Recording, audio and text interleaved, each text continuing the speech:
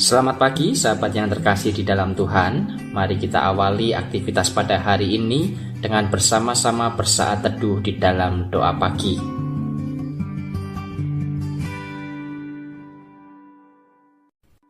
Selamat pagi sahabat yang terkasih di dalam Tuhan Yesus Kristus.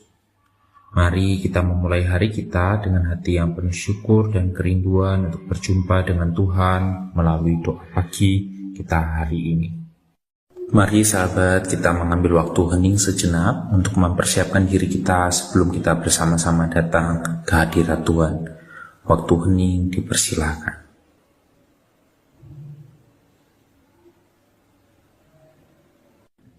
Kami mengucap syukur Tuhan untuk kesempatan yang Engkau berikan pagi hari ini. Terima kasih untuk nafas kehidupan, kesehatan, dan kesempatan untuk bertemu dengan orang-orang yang kami kasihi. Kami datang bersama-sama ke hadirat-Mu untuk memuji memuliakan nama-Mu. Di dalam kerinduan kami juga untuk mendengar tuntunan firman-Mu. Jadikanlah firman-Mu sebagai pelita yang menerangi setiap langkah kami, sepanjang hidup kami. Di dalam nama Tuhan Yesus kami berdoa dan bersyukur. Amin.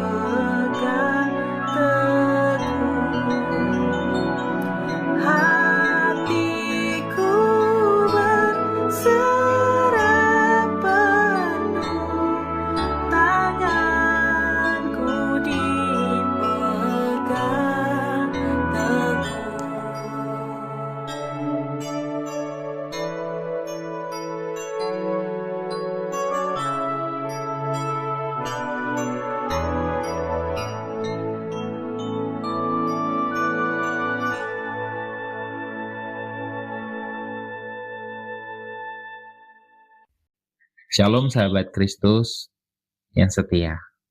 Hari ini perenungan kita terambil dari Injil Matius pasal ke-5 ayat 4. Berbahagialah orang yang berduka cita karena mereka akan dihibur.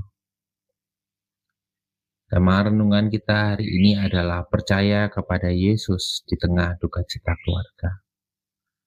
Firman hari ini akan mengajak kita melihat bahwa iman kepada Yesus bukan hanya tentang kekuatan, tetapi tentang kejujuran hati di hadapan Allah, terutama ketika kita terluka.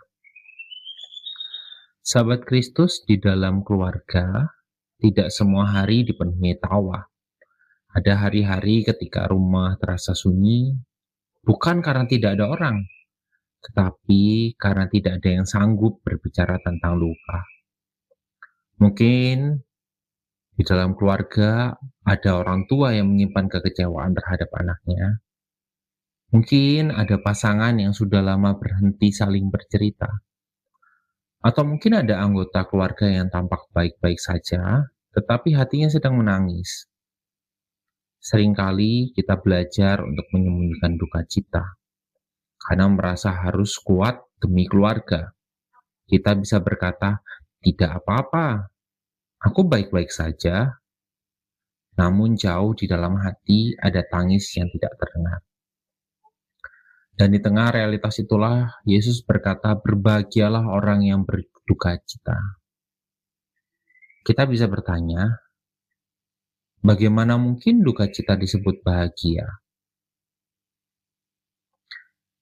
Sahabat, Yesus tidak menolak kenyataan duka cita manusia.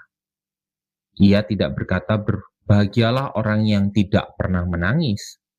Sebaliknya, Yesus berkata, "Berbahagialah orang yang berduka cita." Yesus mengakui bahwa dalam dunia yang rusak oleh dosa, duka cita adalah bagian dari hidup, termasuk di dalam keluarga. Namun duka cita yang Yesus maksud bukan sekedar kesedihan biasa. Ini adalah hati yang jujur di hadapan Allah. Hati yang tidak menutup luka, tetapi membawanya kepada Tuhan.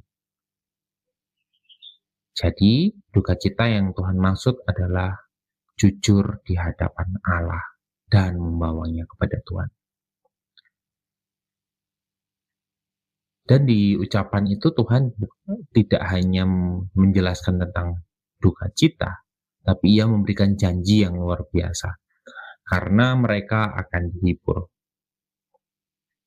Penghiburan ini bukan sekedar perasaan tenang sementara, tetapi penghiburan ini berasal dari Tuhan, tentang kehadiran Allah sendiri yang memulihkan. Yesus adalah penghiburan yang masuk ke dalam penderitaan manusia. Di dalam Kristus, duka cita tidak diabaikan, tetapi ditebus. Air mata tidak dipermalukan, tetapi dihitung oleh Allah. Dan firman inilah yang Tuhan nyatakan di dalam khotbahnya di atas bukit.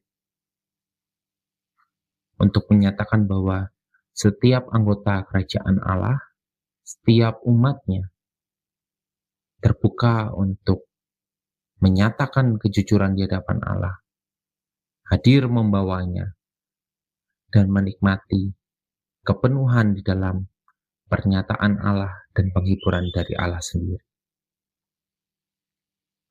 Termasuk keluarga kita. Keluarga kita sering menjadi tempat di mana duka cita paling dalam disembunyikan. Karena merekalah orang-orang terdekat kita. Kita takut jujur karena kita tidak ingin menambah beban. Kita takut jujur karena kita takut untuk dimarahi. Kita menahan air mata demi menjaga suasana di rumah baik. Namun luka yang disimpan terlalu lama perlahan akan mengeraskan hati. Yesus mengundang kita melalui perenungan pagi hari ini untuk percaya kepadanya di tengah duka cita. Bukan setelah duka cita berlalu. Saat orang tua berani menangis di hadapan Tuhan karena merasa gagal, Yesus hadir sebagai penghibur. Saat pasangan suami istri mengakui luka mereka dan membawa semuanya kepada Tuhan, disitulah pemulihan dari Allah mulai terjadi. Percaya kepada Yesus berarti percaya bahwa duka cita kita tidak sia-sia dan air mata kita tidak sendirian. Yesus masuk ke rumah yang retak dan Ia tidak datang dengan penghakiman, tetapi dengan penghiburan. Oleh karena itu, sahabat Kristus, Yesus mengajak kita mengambil satu langkah iman yang sederhana. Saya mengajak kita untuk melihat bagian yang pertama. Izinkan diri kita berduka cita di hadapan Tuhan. Kita bisa datang kepada Tuhan, kita tidak perlu berpura-pura kuat. Tuhan sanggup menanggung air mata kita. Kita bisa menyampaikan setiap duka cita kita, luka kita, di dalam doa kita kepada Tuhan.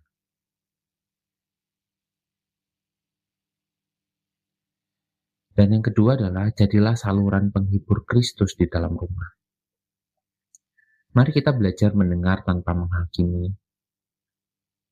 Anak dengan orang tua dengan anak, suami dengan istri, dan mari kita belajar hadir tanpa harus memberi jawaban, tapi belajarlah untuk mendengar. Ingatlah, iman kepada Yesus bukan meniadakan duka cita, tetapi memberi harapan di dalam duka cita. Waktu hening bagi kita semua.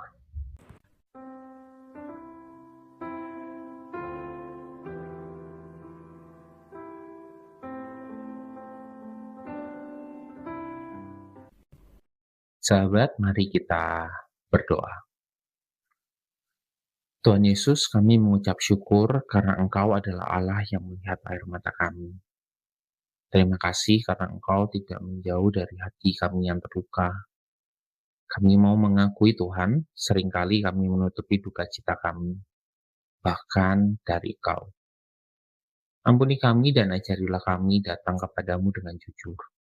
Hiburlah keluarga-keluarga kami yang sedang berduka, yang sedang menyimpan luka, kehilangan harapan, merasa sendiri di dalam rumah. Kami mohon biarlah Tuhan kuatkan mertua, anak, suami istri, agar di dalam Yesus duka cita dapat dipeluk dan dihibur. Kami percaya bahwa Tuhan sanggup memulihkan hati yang hancur dan menyalakan kembali pengharapan di dalam keluarga kami. Ini Tuhan doa dan seruan kami di dalam doa pagi hari. Hanya di dalam nama Tuhan Yesus Kristus kami berdoa.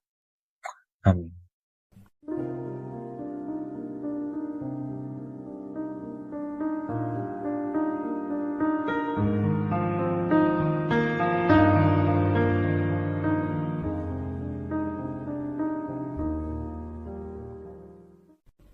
Sahabat, doa pagi kita telah usai. Selamat beraktivitas, semoga kita tetap diberi kesehatan dan tetap dalam penyertaan Tuhan.